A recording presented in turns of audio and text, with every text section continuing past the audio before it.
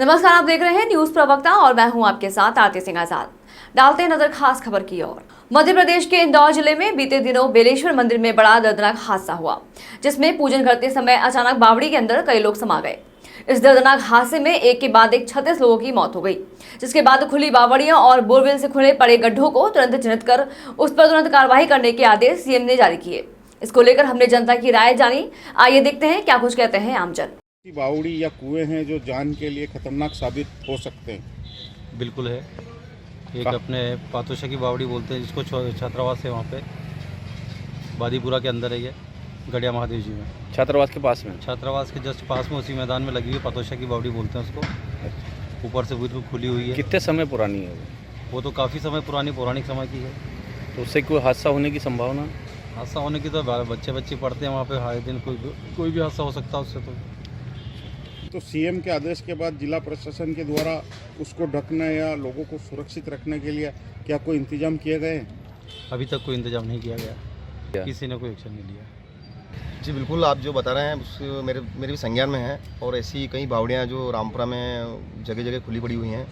अभी कुछ पूर्व दिन पहले मेरे सीएम साहब से बात भी हुई थी कि सर ये जो बावड़ियाँ हैं या तो इनको ढकवा दिया जाए या इनको चारों तरफ तार फेसिंग करवा जाए, क्योंकि उससे पहले भी उन बावड़ियों में एक दो लोग की मौतें हो चुकी हैं। ये बावड़ी कहाँ पर है? ये बावड़ी अपने लालबाग रोड पे ही है, मेन रोड पे ही है। वहाँ पर भी पूरा पारिवारिक लोग रहते हैं, आसपास बच्चे भी खेलते हैं। पहले हादसा हो चुका है क्या? बिल्कुल, वहाँ पर पहले 2-3 लोगों की मौत हो चुकी है। सीएम के आदेश के बाद जिला प्रशासन या किसी ने कोई एक्शन लिया है बावड़ी? नहीं, अभी तक किसी ने कोई एक्शन नहीं लिया है। और अभी तक ना ही किसी ने उसको ना तो कोई ढकाई की है, ना ही उसकी तरफ कोई चार फेसिंग की है। और ये बात मैंने पहले भी बता चुका हूँ, लेकिन अभी तक इसकी तरफ। नीमच जिला चिकित्सालय से आ रही तमाम अव्यवस्थाओं की शिकायत के बीच आज कलेक्टर दिनेश जैन यहां औचक निरीक्षण के लिए पहुंचे।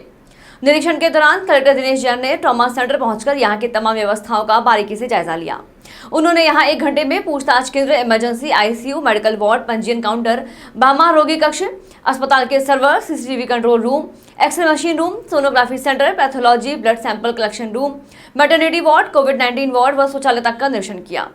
इस दौरान कलेक्टर दिनेश जैन ने डॉक्टर्स, स्टाफ और मरीजों से बातचीत कर अनेक बिंदुओं पर जानकारी ली। उन्होंने डॉक्टर से भर्ती मरीजों के वार्ड में विजिट के बारे में पूछा, अटेंडर्स के ठहरने और भोजन की व्यवस्था के बारे में जानकारी ली। स्टाफ से चर्चा कर उनकी दिक्कतों के अलावा अस्पताल की कमियों के बारे में सवाल किया। कलेक्टर दिनेश जैन ने जिला चिकित्सालय के शौचालय में साफ सफाई को लेकर नाराजगी जाहिर करते हुए ठेकेदार को तुरंत नोटिस देने के निर्देश दिए। सफाई कर्मी से चर्चा के दौरान उन्होंने पाया कि आवश्यक संसाधन नहीं है। आउटसोर्सिंग कर्मचारियों को आई कार्ड लगाने की हिदायत दी। बायोमेडिकल वेस्ट के खुला पड़े रहने पर भी सवाल उठाया।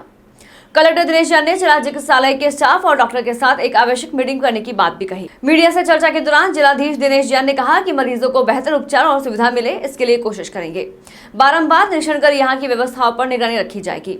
जिला अस्पताल में चिकित्सकों और स्टाफ की कमी को दूर करने का प्रयास किया जाएगा। इस दौरान कलेक्टर दिनेश जैन के साथ SDM Mamta Khede, doctor Manish Yadav, doctor Nirupama Jha, doctor Sangeeta Bharti मौजूद रहे।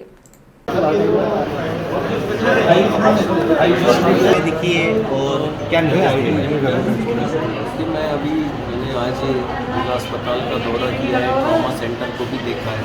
पहले मैं यही देख रहा हूँ कि यहाँ अभी क्या क्या फैसिलिटीज़ अवेलेबल हैं और मरीजों को क्या दिक्कतें हैं या उनको क्या सहूलियतें अपन दे सकते हैं।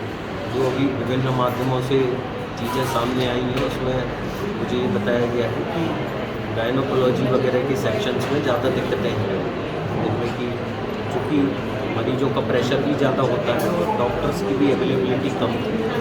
एक तो अभी कुछ डॉक्टर्स जो कॉन्ट्रैक्ट बेस्ड आ गए हैं, कुछ रेसिडेंट डॉक्टर्स हमें मिल गए हैं, तो उनका हम लोग किस तरह से अच्छे से उपयोग करके और मरीजों को एक अच्छा मतलब इलाज की सुविधा दे सकते हैं, उसके लिए काम करेंगे। और दूसरा साफ़ सफाई के बारे में भी मैंने देखा है कि कुछ जो टॉयलेट्स वगैरह हैं और ये सारी चीज़ें, इनमें भी साफ़ सफाई की गुंजाइश है। और इस हॉस्पिटल को और अभी इसमें काफ़ी काम करने हैं। सर, जिला चिकित्सालय में नर्सिंग स्टाफ और यहाँ के स्टाफ वाले व्यक्तियों का कुछ व्यवहार कभी कभी मरीजों के साथ कुछ गलत होता है, जिसको लेकर कई बार समाचार भी प्रकाशित हुए हैं, तो उसको लेकर व्यवस्थाएं किस तरह से होगी? हम लोगों ने हमारे जो डिप्टी कलेक्टर हैं भानदर साहब, उनको भी यहाँ जिला चिकित्सालय के लिए उनको कार्य विभाजन किया है और वो भी समय समय पर आएंगे। इन लोगों से भी बात करेंगे, हम लोग स्टाफ के लोगों से भी बात करने वाले हैं एक बार बैठ के, उनको क्या नीडेड है या क्या समस्याएं आती हैं क्योंकि ये अस्पताल ऐसी जगह है कि यहाँ मरीज और स्टाफ दोनों का तालमेल जितना अच्छा होगा उतना अच्छा हम मरीज को सेटिस्फाई रख पाएंगे। कोशिश ये रहेगी कि मरीज़ यहाँ अगर आता है कोई पेशेंट या उसके अटेंडेंट आते हैं तो पूरी तरह से इलाज के पॉइंट ऑफ व्यू से कम संतुष्ट रहें। सर, ट्रॉमा सेंटर की सारी मशीनों का पूर्ण रूप से उपयोग कब तक हो सकेगा? तो उपयोग तो होना ही चाहिए, पता नहीं क्यों नहीं हो रहा है, उसको रिव्यू करेंगे हम लोग, क्योंकि सरकार की में काफ़ी हाईटेक मशीन है और कोविड के बाद तो काफ़ी सारे बजट और मशीनें मतलब उपलब्ध कराई हैं, तो सबका उपयोग करना चाहिए। हो सकता है कि कुछ जो है टेक्निकल लोगों की कमी है, तो टेक्निकल लोग हम लोग कहीं ना कहीं से आउटसोर्स से अरेंज करेंगे।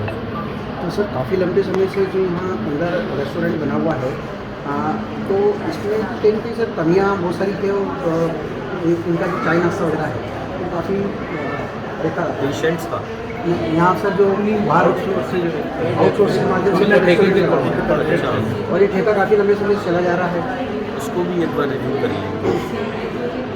Thank you sir. राहिया स्थित औद्योगिक आस्थान में बंद पड़ी सरिया फैक्ट्री में तमंचे बनाने का कारखाना पकड़ा गया। कोतवाली पुलिस को दबिश में मौके से कई बने हुए और अर्धनिर्मित हथियार बरामद हुए हैं। इस सिलसिले में 2 लोगों को गिरफ्तार किया गया है।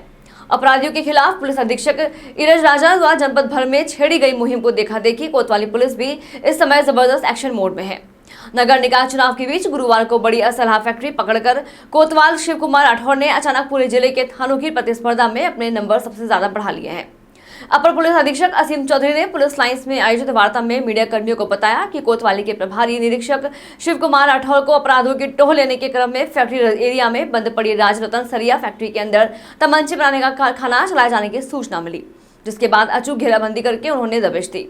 मौके पर असलाह की पूरी फैक्ट्री पकड़ी गई। पकड़े तमंचों में 315 बोर 11, 32 बोर का एक, 12 बोर का एक अधबना तमंचा, 315 बोर की अद्दी, मरम्मत के लिए लाए गए 2 और तमंचे, 5 नाल, 315 बोर, 2 नाल, 12 बोर व 2 तमंचा बोरी और शस्त्र बनाने के टूल शामिल थे। हथियारों की इतनी बड़ी खेप देकर कोतवाली पुलिस की टीम भी दंग रह गई। बने हुए तमंचों की फिनिशिंग इतनी परफेक्ट थी कि ऑर्डिनेंस फैक्ट्री का काम भी मात खा जाए। फैक्ट्री संचालन करने वाले 2 लोगों में बबलू गुप्ता लहरियापुरवा में खलील बैंड वाली गली में और गौरव उर्फ दीपेंद्र सोनी हाथी मंदिर के पास शराब ठेका वाली गली में रहता है। दोनों के आपराधिक इतिहास खंगाले गए तो बबलू गुप्ता के खिलाफ उरई अलावा राठ कोतवाली को भी मिलाकर विभिन्न धाराओं के 5 और गौरव सोनी के खिलाफ 4 मुकदमे दर्ज हैं। गौरव उरई कोतवाली से ही 2020 में पॉक्सो एक्ट में जेल भेजा जा चुका है। क्या है पूरा मामला? जालौन पुलिस का जो अभियान चल रहा अपराधियों और अपराध के खिलाफ, उसी सिलसिले में कल कोतवाली उरई पुलिस ने बहुत अच्छा काम किया। एक अवैध असला बनाने वाली फैक्ट्री जिसमें 2 अभियुक्त हैं, उनको गिरफ्तार किया है। उन अभियुक्तों के कब्जे से 16 नाजायज़ असला बरामद हुए। बाकी काफ़ी मात्रा में अध बने असला भी और असला बनाने के बाकी उपकरण भी बरामद हुए हैं। ये जो नगर निकाय चुनाव आ रहा था, पूछताछ में पता चला है कि ये जो अपराधी हैं जो ये असला बना रहे थे, इनका मकसद था नगर निकाय चुनाव में इन असलाओं को बेचने का, और ये एक असला करीब 5 से लेकर 7 हज़ार तक में बेचते हैं। और कोतवाली पुलिस उरई ने, SHO इंस्पेक्टर उरई ने बहुत अच्छा काम किया। ये इन असला बनाने वाली फैक्ट्री का भंडाफोड़ करके इन अभियुक्तों को गिरफ्तार करके और इतनी बड़ी बरामदगी जो आपके सामने भी दिखाई देती है अवैध असलाओं की की। सर, इसमें कितने और लोग शामिल हैं और ये किनको बेच रहे थे? जो अभी पूछताछ में आया है, जो लोग शामिल हैं वो पकड़े गए, दोनों अपराधी। ये आगे अब बेचने का इनका प्रोग्राम था। नगर निकाय के चुनाव अधिसूचना जारी हो गई है, तो इन्होंने सोचा कि चुनाव में इनकी डिमांड अगर होती है तो उनको बेचेंगे। मगर इससे पहले ही कोतवाली उरई पुलिस ने उनको गिरफ्तार कर लिया और ये एक भी असला अपना नाजायज असला बेचने में कामयाब हुआ। फिलहाल इतना ही। खबरों का सिलसिला लगातार जारी है। बने रहे न्यूज प्रवक्ता के साथ। नमस्कार।